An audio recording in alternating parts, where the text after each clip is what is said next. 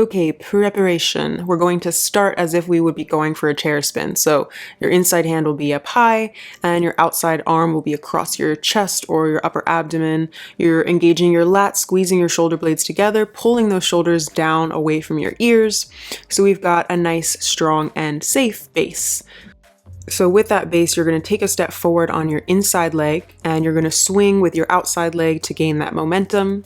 As you begin moving around the pole, you're tracing your toes on the floor, and when your hips come around to the other side, you're going to release your outside hand, allowing your hips to come around to the front of the pole and replacing that hand down in a regular grip, thumb down. So your body will land in this diagonal shape with your legs straight and together. So that's just our preparation. Let's add on the next step. So same beginning steps. You're going to take a step forward with your inside leg, swing the outside leg to begin your rotation, release the outside hand to allow your hips to come to the front of the pole, and just as you replace that bottom hand down, you're going to lift your top leg, tucking your knee up and sending that leg forward into a lunge shape, bringing those toes to the floor. Now, I like to bring the top of the toes to the floor. It helps me as I go for my next rotation, but if you're not comfortable with that, you can go ahead and go in a regular releve or tippy toe. So from this lunge position, I'm then going to lift my back foot off of the floor, bending that leg.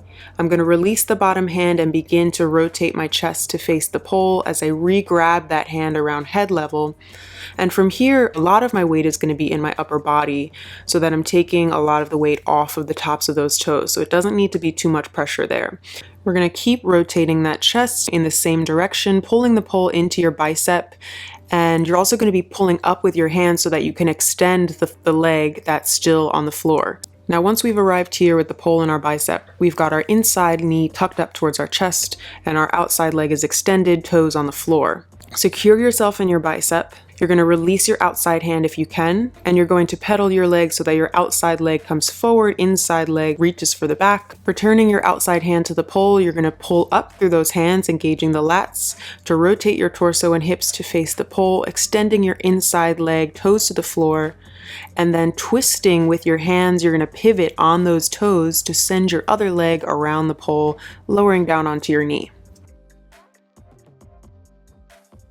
Now, as you grow more comfortable with this, you can make your spin and your entrance into your lunge a much more swift transition, pulling that leg forward and landing the top of the toe on the floor.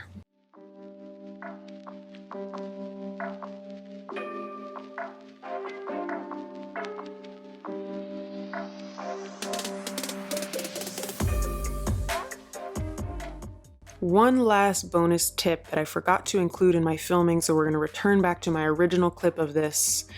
This is just to add a kind of stylistic flair to this if you'd like. So for your initial spin, as you come around the pole, you can send your outside leg forward, crossing it in front, and then you can thread the other leg up and over as you come into your lunge position. So it's just a little tweak of the original spin just to add a little bit more flair to it if you'd like.